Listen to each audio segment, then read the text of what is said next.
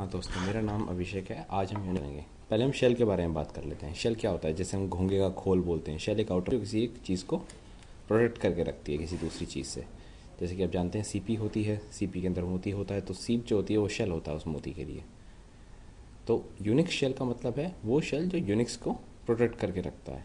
इससे हमें ये पता चलता है कि यूनिक्स में जो कर्नल है उससे इंटरेक्ट करने के लिए आपको शेल के थ्रू जाना पड़ता है। जैसे विंडोज़ में हमें कमांड लाइन के थ्रू जाना पड़ेगा तो वो उसका शेल बन जाता है।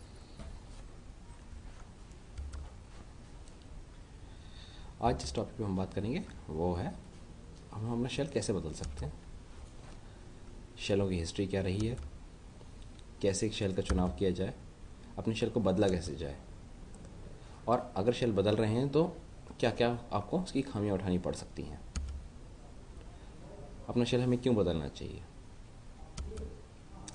ये एक पर्सनल टेस्ट और आपकी चॉइस का सवाल है। जैसे आपको पसंद हो उस तरह से आप बदलें अपने शेल को। नए नए शेल मार्केट में आते रहते हैं और स्पीड के अनुसार आप उन्हें चेंज भी करते रहते हैं। कुछ शेल्स में आप कुछ ही स्ट्रोक्स के अंदर वो एक बड़ा काम कर सकते हैं। वो आपको हिस्ट्री दिखा सकता है आपकी पुरानी, कि आपने क्या काम पहले किया था। कुछ रिवर्स में कमांड चला सकते हैं, आप उस पर चेक कर सकते हैं कि पहले क्या हो रखा है। आप उसको कस्टमाइज़ कर सकते हैं अपने हिसाब से। आप कुछ एक पर्टिकुलर इन्फॉर्मेशन जब आप लॉगिन करते हैं तब प्रिंट करा सकते हैं। ये सब चीज़ें आप अपने शेल में कस्टमाइज़ करके डाल सकते हैं। तो या अपना कैसा शेल यूज़ करना चाहते हैं, जैसा आपका इस्तेमाल वैसा शेल आप यूज़ कर सकते हैं। ऐसे फीचर्स भी हो सकते हैं जो आपको थोड़ी सी तकलीफ दें, जैसे कि कई शेल्स में बैक स्पेस वगैरह काम नहीं करते हैं, तो उन सब का चुनाव। ये हिस्ट्री रही है शेल्स की। सबसे पहले थॉमसन शेल आया था 1971 में, फिर 1977 में C shell, 78 Korn, Bourne again, Tenex, ZSH, Almquist, फिर कॉर्ने को फिर से रिवाइज किया गया 1993 में। इनमें से मैंने बैश के साथ सबसे ज़्यादा काम किया है, बॉर्ने अगेन शेल के साथ। सी शेल के साथ भी काम करा है और SH के साथ काम करा है। मैंने के शेल के बारे में मैं जानता हूँ, बट मैंने कभी ASH और ZSH में काम नहीं किया है, तो मैं आपको इसके बारे में जानकारी नहीं दे पाऊँगा। मगर बैश के साथ मैंने बहुत काम किया, तो मैं आपको बैश के बारे में काफ़ी कुछ बता सकता हूँ। अपने शेल का चुनाव कैसे करें, ये देखिए कि आपको एक शेल को सीखने में टाइम कितना लगता है, इस हिसाब से शेल को चूज़ कीजिए। अपने शेल के साथ करना क्या चाहते हैं? कि आप शेल स्क्रिप्टिंग करना चाहते हैं, कि आप प्रोग्रामिंग करना चाहते हैं, वे एडिटर खोल कर के आप हमेशा उस पर काम करना चाहते हैं, या एडमिन हैं आप, या डेटाबेस में काम करते हैं। उस हिसाब से आप देखिए कि आपको शेल का चुनाव कैसे करना है। क्या अपने शेल्स के बीच में बदल पाएंगे आप? जैसे कि आप बैप सी शेल में जा पाएंगे? अगर आपने गलत शेल का चुनाव कर दिया तो आप वो भी देख सकते हैं। क्या आपका शेल एक्स्ट्रा लोड ले सकता है? कई शेल्स होते हैं जो ज़्यादा लाइन्स को एक साथ डिस्प्ले नहीं करा पाते हैं। कई शेल्स होते हैं जो ज़्यादातर चीज़ों को उतनी अच्छी तरह से डिस्प्ले नहीं करते हैं जितने नए शेल्स कर पाते हैं। जैसे कि बैश एक बहुत एडवांस शेल है, तो वो ज़्यादा लोड ले सकता है। आपको किस कम्युनिटी से सपोर्ट मिलता है? मतलब ओपन सोर्स कम्युनिटी कौन सी ऐसी है जो आपके शेल को सपोर्ट करती है? क्या उसमें कोई बग्स हैं? है क्या वो एक सिस्टम से दूसरे सिस्टम पे यूज़ किया जा सकता है? कि मान लीजिए आपने एक शेल स्क्रिप्ट के ऊपर एप्लीकेबल थी जो सन सोलारिस में चल रही थी, अब उसे वो ले जा करके रेड हैट लिनक्स में चलाना चाहते हैं, तो क्या वो पोर्टेबल है? क्या बैश जो ऐसा वहाँ था वैसा यहाँ है? ये सब नहीं पड़ती कोई भी शेल यूज़ करने से पहले। अगर आपको अपना शेल पता करना हो तो आप क्या करेंगे? शेल कैपिटल में अगर आप देखें, अगर आप लिखें $$ शेल अपने शेल के ऊपर, तो आपको पता चल जाएगा कि आपका शेल कौन सा है। इससे आपको ये पता चल जाएगा कि आपका शेल सेट क्या है उस एनवायरनमेंट वेरिएबल में। मगर एक बात और है, ये शेल होना चाहिए। अगर वो पहले से सेट है तो ही आपको मिलेगा। 95% केसेस में आपको मिल जाएगा, मगर 5% केस ऐसे हो सकते हैं कि जब शेल वेरिएबल सेट ना हो, तो आपको इससे जनरली पता चल जाएगा कि शेल कौन सा था। इसके अलावा मैं आपको यहाँ पे पाथ्स दिखा रहा हूँ, यहाँ पे आपको ये शेल पड़े होते हैं। हम KSH93 को ज़्यादातर KSH ही बोलते हैं क्योंकि लोग उसे KSH के नाम से जानते हैं। तो अगर आप सिंपल कमांड देंगे SH, तो वो आपको SH शेल में ले जाएगा जिस भी शेल में खड़े हैं वहाँ से। या KSH तो KSH में, बैश तो बैश में, ZSH तो ZSH में, CSH CSH C शेल में, सिमिलरली TSH ऑल्सो। अब हम ट्राई करेंगे कि किस तरह से हम शेल पे काम करते हैं। इसके लिए आप पुट्टी नामक एक सॉफ्टवेयर डाउनलोड कर सकते हैं जो आपको ईजीली मिल जाएगा इंटरनेट के ऊपर। ये फ्री टू इंस्टॉल सॉफ्टवेयर है और आपको सीधे चल जाता है। इसके बाद अपने उसका लॉगिन देंगे और स्टार्ट करेंगे। जैसे कि आप देखेंगे, मैंने आपको बताया था कि आप शेल चेक कर सकते हैं। देखिए मैं आपको अपना शेल चेक करके दिखाता हूँ।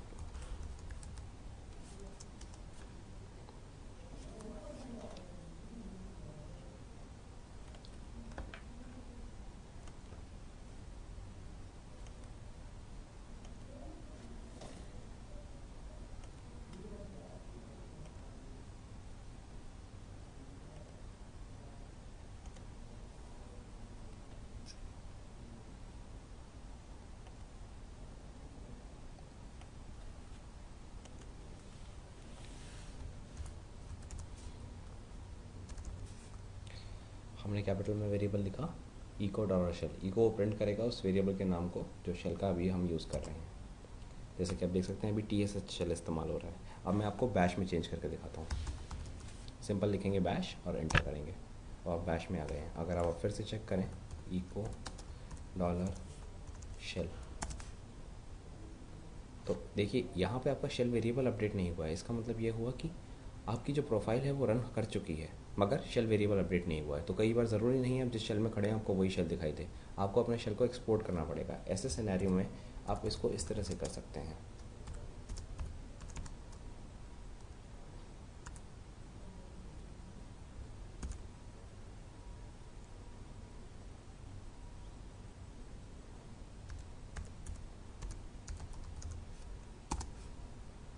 अगर आप अब चेक करें तो आपको अब सही दिखाई देगा। देखिए अभी आपको दिखा रहा है कि बैश शेल का इस्तेमाल कैसे किया जाता है। आप अपने बैश शेल में अपनी हिस्ट्री भी चेक कर सकते हैं कि आपने पहले कौन सी कमांडें चलाई थी।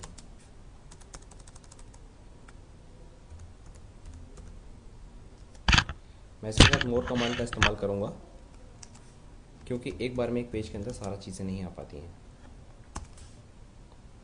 देखिए हम लोगों ने क्या किया था वो इधर पता चल रहा है कि हमने इसके साथ क्या क्या काम किए हैं। स्क्रीन को क्लियर करने के लिए मैं या तो क्लियर का इस्तेमाल कर सकता हूँ या फिर Ctrl L का। जैसे कि मैंने कुछ भी अगर लिखा है, जैसे मान लीजिए मैंने कमांड दी है तो इसके जगह मैं Ctrl L यूज़ कर सकता हूँ। मतलब आप इस तरह से नहीं लिखेंगे, Ctrl और L को एक साथ दबाएंगे तो क्लियर का काम करता है वो।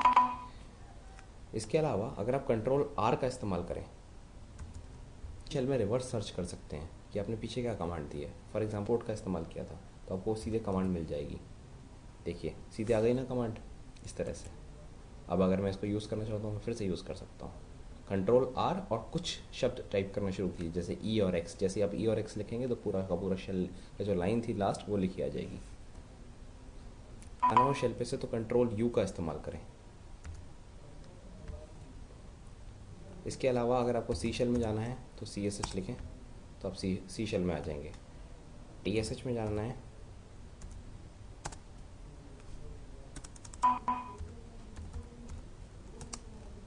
तो आप TSH शेल में आ जाएंगे। इसी तरह आप KSH में भी जा सकते हैं। ZSH में जाना हो तो ZSH में भी जा सकते हैं। और अगर मैं फिर से बैश पे आना चाहता हूँ तो बैश पे भी आ सकते हैं। शेलों से एग्ज़िट करने के लिए आपको या तो आप एग्ज़िट का इस्तेमाल करें या फिर आप इस्तेमाल करें या फिर आप लॉग आउट का इस्तेमाल करें। इन्हीं सब चीज़ों से आप बाहर आ सकते हैं। नहीं तो आप पुट्टी का सीधा टर्मिनल बंद करके भी आ सकते हैं, वो जल्दी कर देगा। अब मैं बैश में जा रहा हूँ। बैश एक बहुत ही एडवांस शेल है। आप सबको क्या बैश का इस्तेमाल करें। बैश सबसे ज़्यादा इस्तेमाल होता है, ज़्यादातर शेल स्क्रिप्टिंग में हम बैश यूज़ करते हैं। अब मैं वैसे शेल स्क्रिप्टिंग का ये ट्यूटोरियल नहीं है, लेकिन आपको हल्का सा शेल स्क्रिप्टिंग के बारे में बताना चाहूँगा कि अगर आप शेल स्क्रिप्टिंग के लिए कोई फ़ाइल लिख रहे हैं, फॉर एग्ज़ाम्पल मान लीजिए मैं एक फ़ाइल लिखता हूँ तो मैं उसकी पहली लाइन पे हमेशा ऐसे लिखूँगा।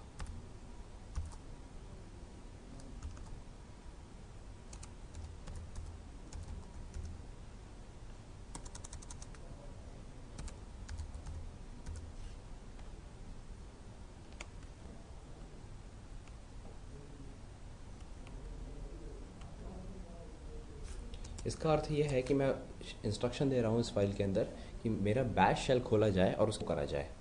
फॉर एग्ज़ाम्पल इस फाइल के अंदर मैं चाहता हूँ कि 1 से लेकर 100 तक के,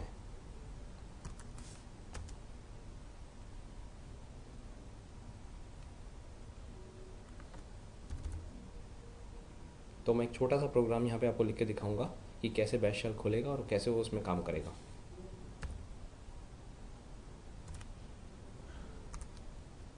यहाँ मैंने एक वेरिएबल लिया आई, इसकी वैल्यू मैंने 1 पे सेट करी। अब मैं आई का कंपैरिजन करूँगा। जब भी आपको कोई वेरिएबल पढ़ना होता है तो आप उसे आगे डॉलर लगाते हैं। जब भी आपको उसका कंपैरिजन करना है या पढ़ना है तो आप उसके आगे डॉलर लगाएंगे। और मैं इसको कर रहा हूँ नॉट इक्वल टू 100। तब तक ये प्रिंट करे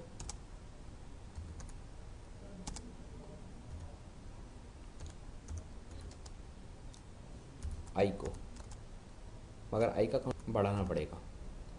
तो हम क्या करेंगे,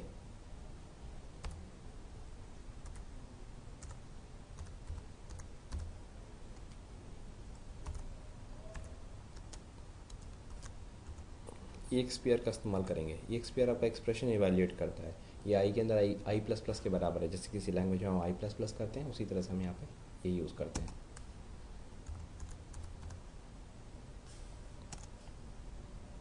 देखते हैं ये सही चलती है नहीं चलती। जनरली एक बार में मेरी स्क्रिप्ट सही नहीं चलती है, सॉरी।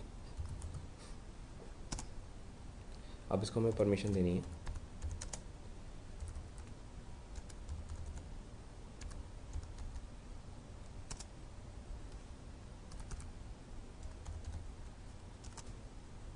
देखिए मैंने आपसे कहा था ना सिंटैक्स एरर आ गया। इसको थोड़ा ठीक कर लेते हैं।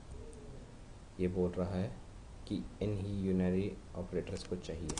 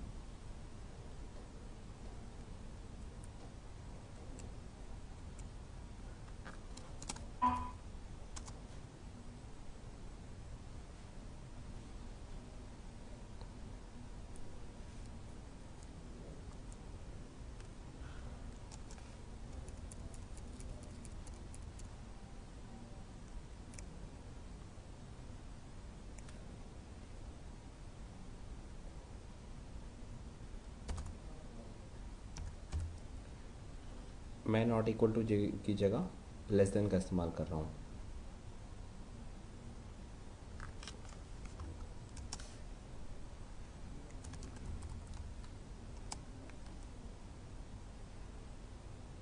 लगता है इसके अंदर कुछ प्रॉब्लम है इस शेल के अंदर कि एल टी यहाँ पर मौजूद नहीं है, तभी ये मेरे को यहाँ पे ऑप्शन नहीं दे रहा है। खैर आप समझ ही गए हैं कि इसका इस्तेमाल कैसे किया जाता है।